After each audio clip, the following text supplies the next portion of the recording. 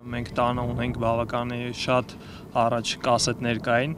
եւ հիշում եմ շատ Մարադոնայի խաղերն ենք նայում եւ այդ ժամանակից սկսեցի սիրել ֆուտբոլը։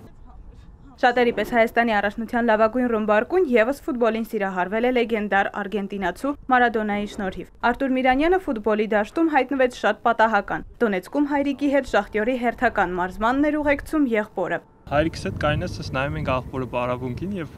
նենց ստացվեց, որ ասենք արա այս երեխեն ոնց քանակ գա պարապմունքի բան, այս մի պարապմունքին։ Այդ ժամանակից երևի թե ասուց էր տված, ես պարապեցի հետները, իրանք ասին այս երեխեն թողեք վաղն գա պարապմունքի ու տենց կարելի ասել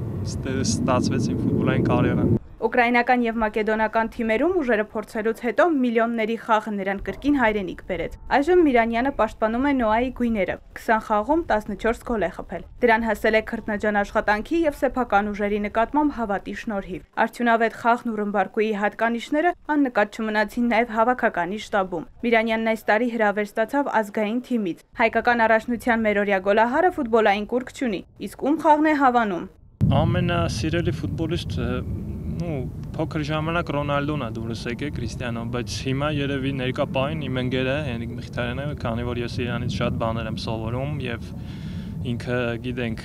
որ մակարդակի է հիմա հանդես գալիս եւ իրանից փորձում եմ ամեն ինչ սովորել։ Հայաստանի առաջնությունում ռմբարկուական մրցավազքը շարունակվում է։ Վերջին տուրում Միրանյանը կրկին աչքի ընկավ դիպուկությամբ ու նպաստեց իր թիմի հաղթանակին։ Կհաջողվի Նոայի հարձակվողին գոլահարների պայքարն ավարտել առաջատարի դիրքում եւ ինչ կտա դա նրա թիմին։ Կիմանանք արդեն հաջորդ տարի։